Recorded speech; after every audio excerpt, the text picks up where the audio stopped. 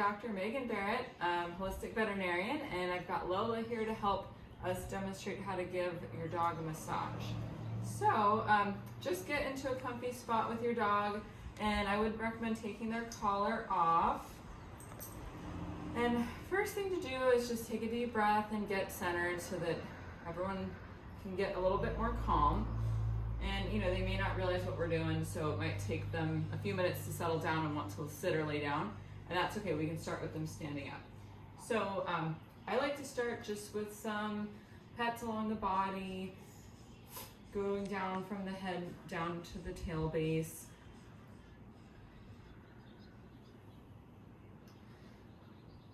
And if she was holding still right now, there's a nice technique where you just go hand over hand. Sit down, Duff. Here we go.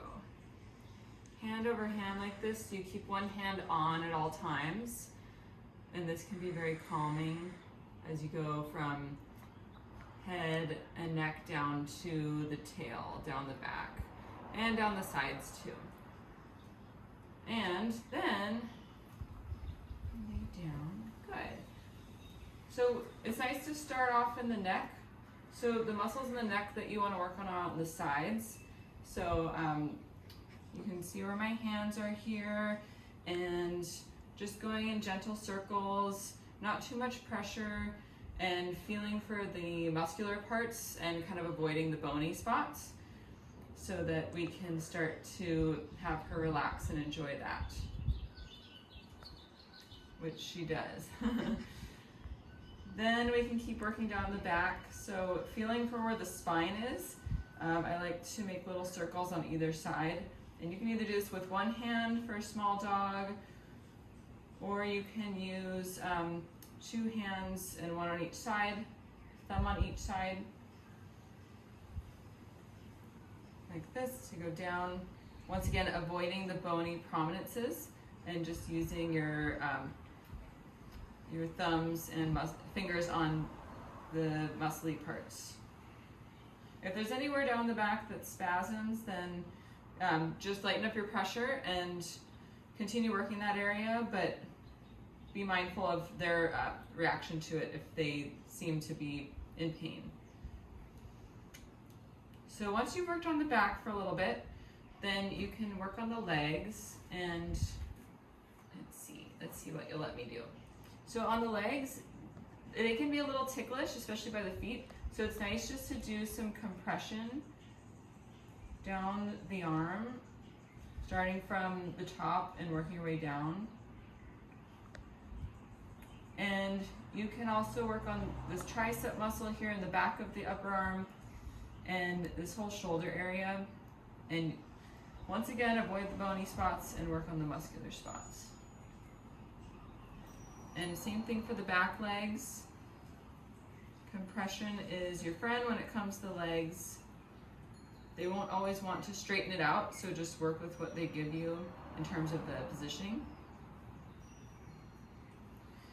And we're going to pause right now, and I'm going to grab a tool that we can use for massaging to make it extra comfortable. I'm going to use these awesome tools, which are usually called gua sha tools, and they are really nice, especially the roller for dogs, because it fits a lot of their muscles very perfectly.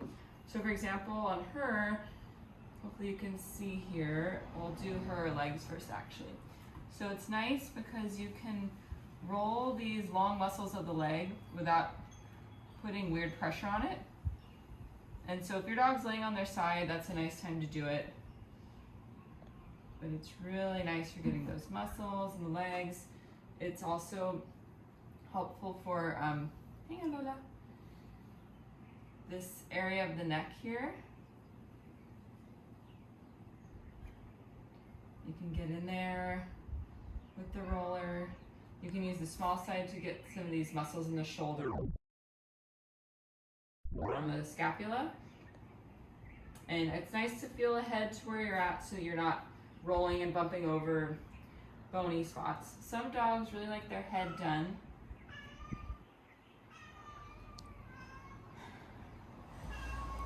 And then from the back, once again, you just stay away from the bony midline of the spine. Cat wants something. And so we go down, and it's okay to go back up. Just make sure that their fur doesn't get caught in the roller if they have really long or crazy fur. And you can go all the way up the neck and down. And they really love that along the back. They also have a little butt muscle here, kind of next to the side of the tail. So that's a nice spot to do. And then if they let you extend their leg a little bit, you can work on some of the leg muscles. Always feeling ahead to avoid where any bony spots are.